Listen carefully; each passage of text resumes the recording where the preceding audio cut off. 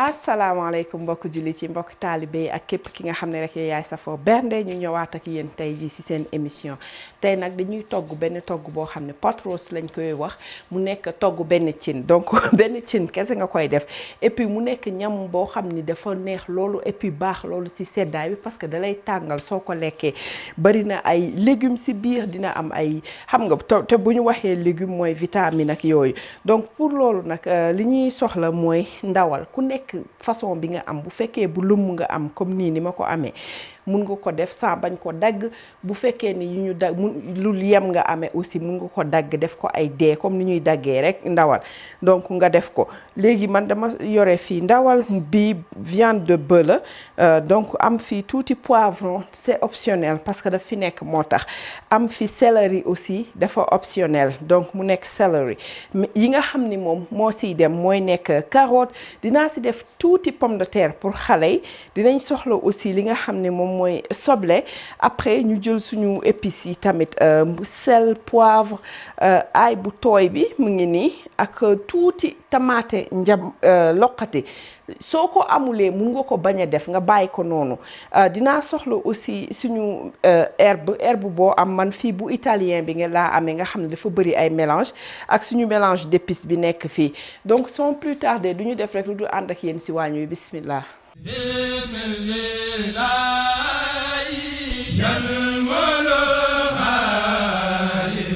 gis fii mooy li nga xamante ni fii nii lay mariner jarul jël ndawal li di ko mariner di ko xaar mu yàgg ak yooyu su fekkee amoo woon temps mariner def ko à l'avance parce que liñ koy bàyyi ci togg ci cin bi dafay yàgg moo tax donc damay daal di jël nii sama mélange d'épices rek bismillah donc def ko assez libéralement ñaari côté yépp gis nga daal di jël tuuti ci suñu poivre noir parce que après dinañ dolliwaat kii bi assaisonnement bi suñ ko defee ci cin bi voilà gis nga daal di jël tuuti sel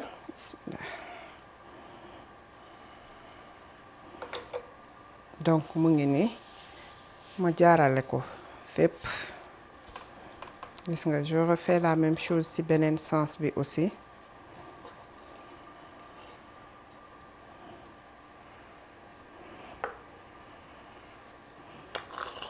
daal di jël poivre noir donc daal di dem ci gaz bi benn ingrédient bi nga xam ne waxuma ko woon mooy tuuti diw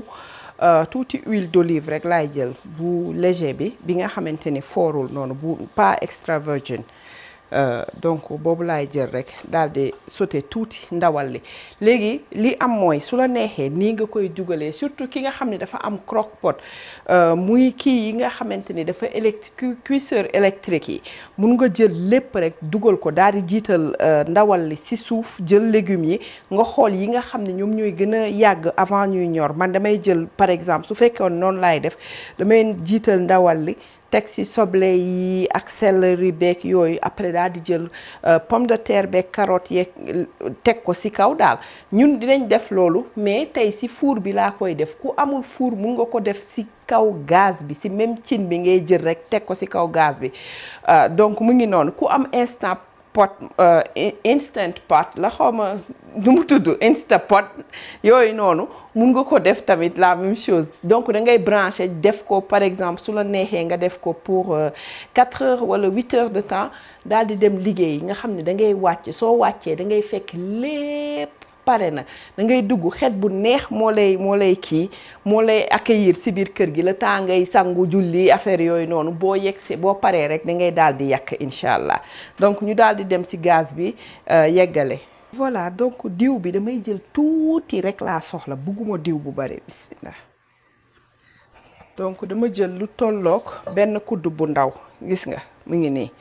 moom laa jël wërale ko nii c'est juste dama soxla rek fu kii bi loo xam ne dina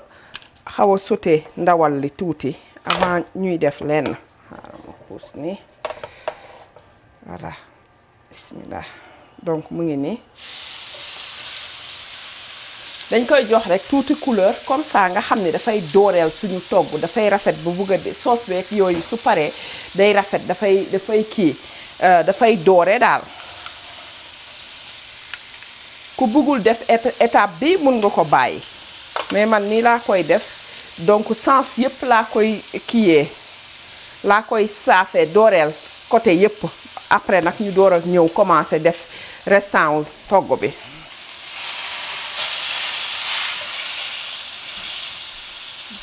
gis ngeen couleur bi nii rek lañ koy def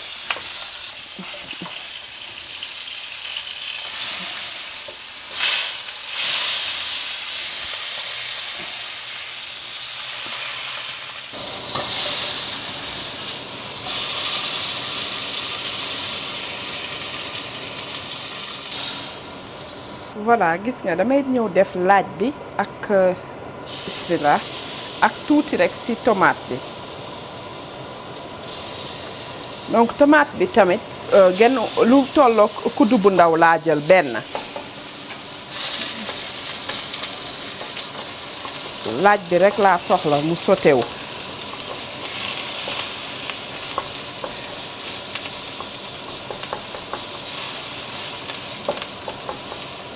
donc instant bi ku am sa vegetable stock wala meat wala chicken muy maanaam kii yi nga xam ne liquide yi nga xam ne boo toggee ay tey jii boo baxaloon ginaar ak yooyu muusal ko bu desee comme li may wax rek ñu conserver ko wala ay légumes mun nga ko def aussi instant bi mais man ndox laay jël tey rek def ko bismillah tuuti rek laa ci soxla juste loo xam ne dina ma dogal ci kii bi tamaate bi en attendant ma def tuuti ci suñu herbe bismillah gis ngeen donc lu gaaw la te neex dañ koy bàyyi nii mu baax rek ma daal di koy transvaser incha allah su la neexee nga bàyyi ko ci même récipient bi comme fii ma ko toggee nii mun naa jël lépp dugal ko rek daal di koy dugal su fekkee ni day dugg ci four bi nga dugal ko ci sa four man sama lii dina dugg ci four bi mais dama ko bëgg a teg foo xamante ni bu ma ko teggee rek dama koy dem yóbbu fi ñuy lekkee nga xam ne foofu ngay jëlee rek tibb mi ngi noonu baax na nag léegi voilà gis ngeen fi mu nekk nii ku nekk rek comme li ma leen waxoon bu doon cuisseur de électrique yi nga amoon ni may defee nii rek ngay def donc bismillah damay jël ndawal li laay teg ci suuf nii gis nga daal di jël yi nga xam ne bëgg naa ñu ñor bu baax a baax ñoom bu seeyeeg yooyu du ma déranger ma daal di teg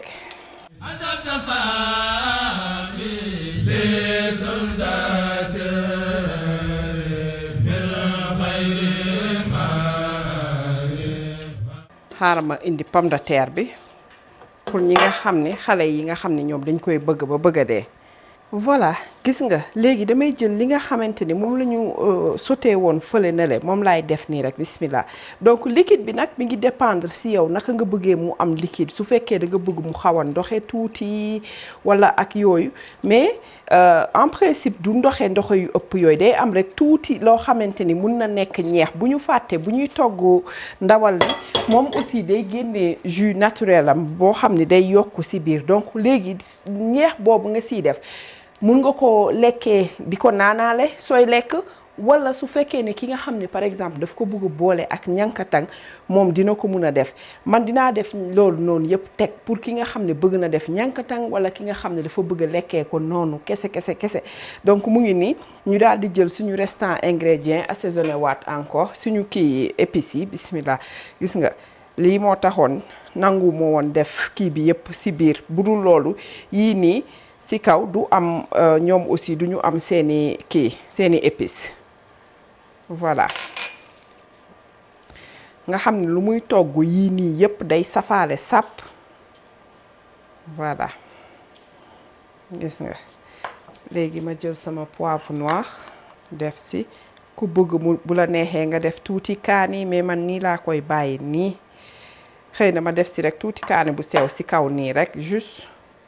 pour jox ko benn kick noonu rek donc gis nga voilà tuuti ci kaani bu sew rek mu optionnel. donc mi ngi noonu après da ngay wut sa lenn loo xam ne da nga ko koy ubbee ràpp nag. voilà man papier alu bi laay jël ubbee ko ràpp comme ça moom mu jàppale ma bu ko defee benn vapeur du échappé fenn.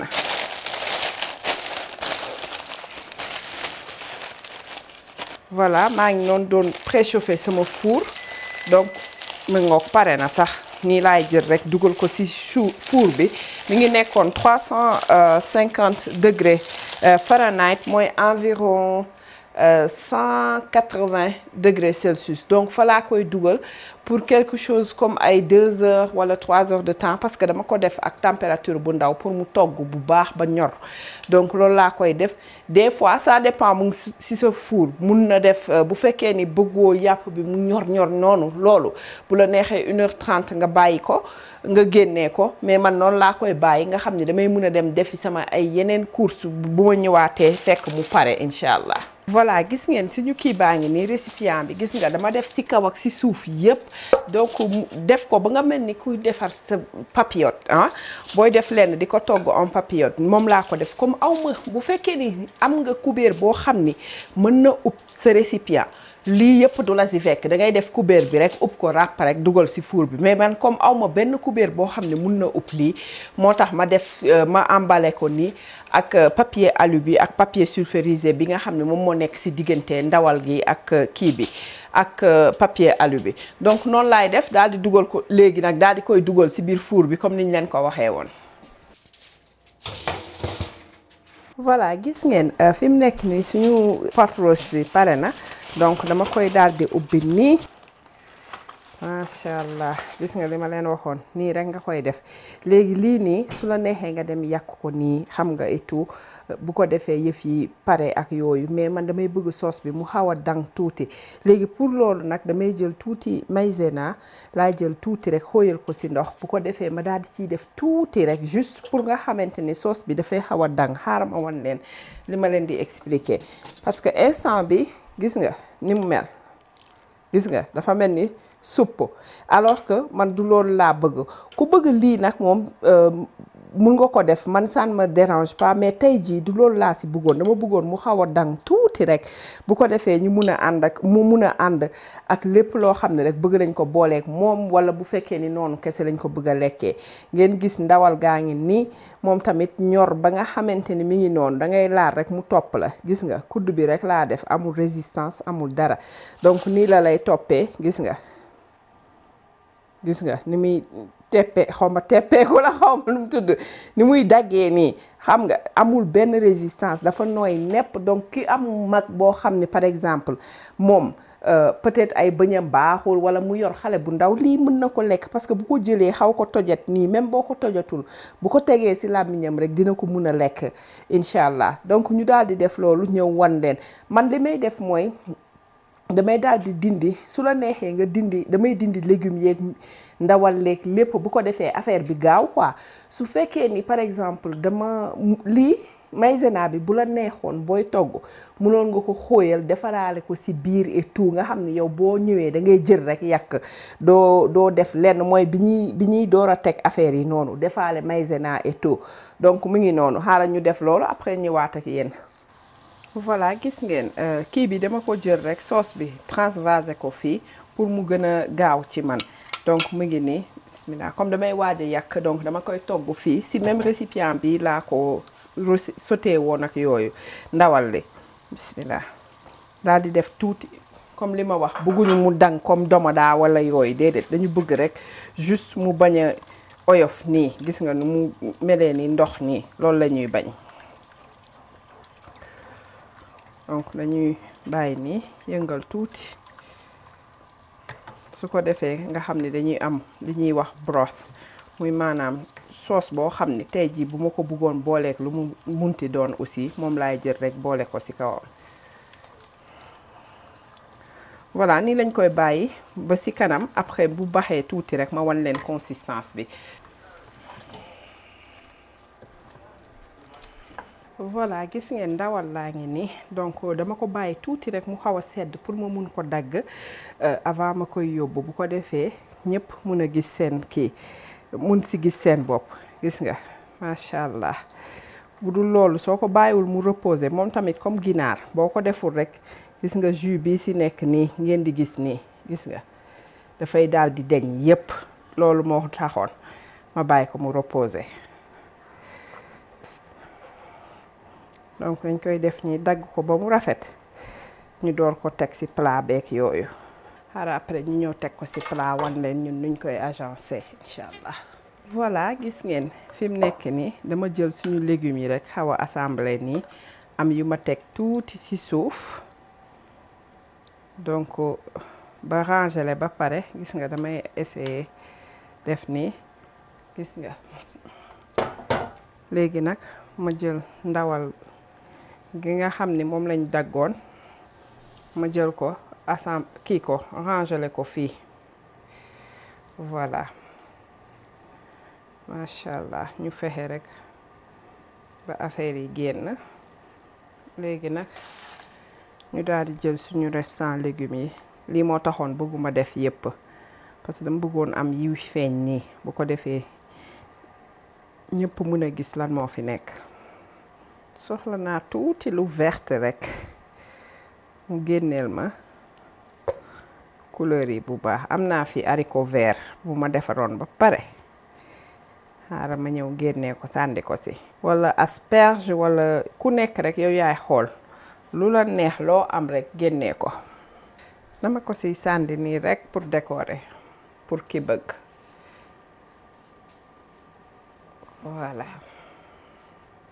voilà gis nga su la neexee nga bàyyi nii mais man damay jël tuuti ci suñu gravy biñ defaroon bi bismillah mooy sauce bi daal nii moo taxoon ñu soxla sauce bu mel nii gis nga teg ko nii li ci des dañ koy teg à côté pour ñi nga xamante ni dañuy bëgg di def ci seen kii aussi ci seen bool macha allah mu ngi rafet ba bëgg a dee donc mi ngi noonu xaaral ñu ñëw wan leen ñun nuñ koy tegee luñ koy booleel incha allah am naa fi ñankatang ma tàngal ko ak yooyu. waa kon nag mbokku jullit yi mbokku taalibe yi ak képp ki nga xam ne rek yow yaay safoo bernde seen émission mi ngi woon nii ñu indiloon leen mu nekkoon tey jii li ñuy wax pot roast ñu boole ko nag pour ki nga xam ne am na envie ma wan leen nii rek tuuti ñankatang wala riz bi nga xamante ni c'est fait à base de chou-fleur muy substitut pour ñi nga xam ne dañu gluten intolérant wala ñu amee diabète wala même bu ñu amul loolu yëpp dañu bëgg xool li ñuy lekk di wàññi li nga xam ne dafa am glucide donc ngeen gis ko nii mu nekk togg bu gaaw loolu mun nga ko dugal ci sa four programmer ko par exemple pour 3 heures 4 heures de temps nga dem sa yoon nga xam ne moom su paree su yeggee foofu rek day fay four bi taxaw di la xaar su fekkee ci cuisseur électrique yi nga ko def mu nekk crock-pot wala Instapot yi da ngay jël nga daal di koy def boo ko programmé tu as 4 heures ou bien 8 heures de temps boo ko def boo si choisir rek yow de toutes les façons su paree moom da koy fay bu ko defee yow soo ñëwee rek fekk yëpp pare donc yow li ngay def rek mooy ñëw yàq macha allah mu nekk lu neex lool te baax si suñu wér gu yaram parce que bu ngeen xoolee bari na ay vitamines yu si nekk bari na aussi carotènes yi mu nekk ak carottes yeeg yooyu donc ngeen gis ko ni mu nekk lu baax suñu wér-gu-yaram tey nag émission bi ñu ngi koy jox képp ki nga xam ne rek yow yaay safoo chez Bilo plus particulièrement les grandes dames de chez Bilo daal di si tànn si ñooñu quelque rek jox si soxna Mariem Niang ci Maroc daal di jox aussi soxna Mariem Agne ci Dakar jël soxna Ndey Maguette fale ci Arabie Saoudite jox ko di ko jox aussi suñu sister Siba Gaye di ko jox Umu Asiya Thiam Khady Sarr Khady Dieng Umu Khayri Diouf Kébé sëñ Ibrahima Kébé ñu ngi la koy jox bu baax di ko jox suñu sister Aminata Thiandoum Ndey Mati Ndiaye sama copine sama genn wàll mu nekk fële ci Sénégal ñu koy jox aussi sister Mati Niang Mben John Latifa Konaté fële ci Maroc team Maroc donc mu ngi noonu ak Ndey Ba tey jii ñooñu lañ ko jox bu ma jàllee Maroc nag du ma fàtte parce que tey jox naa waa Maroc yi du ma fàtte sama rakk aussi muy soxna Day Lalla Fall madame Seck mi nekk foofu ak ñi nekk foofu noonu yëpp ñu ngi leen koy jox di leen wax ni bu leen fàtte di partager vidéo yi di ko like aussi parce que noonu ngeen ñu mun a jàppalee ba nga xam ne dinañu mun a suggérer ñeneen di leen wax ni bu amee kuy seetaan te abonné wul bu mu fàtte abonné te mu appuyer cloche bi bu ko defee à chaque fois ñu dugal leen dina ko notifier di leen jox dig daje ba beneen yoon ak beneen xeetu recette di leen wax asalaamaaleykum wa rahmatullah. Sunny was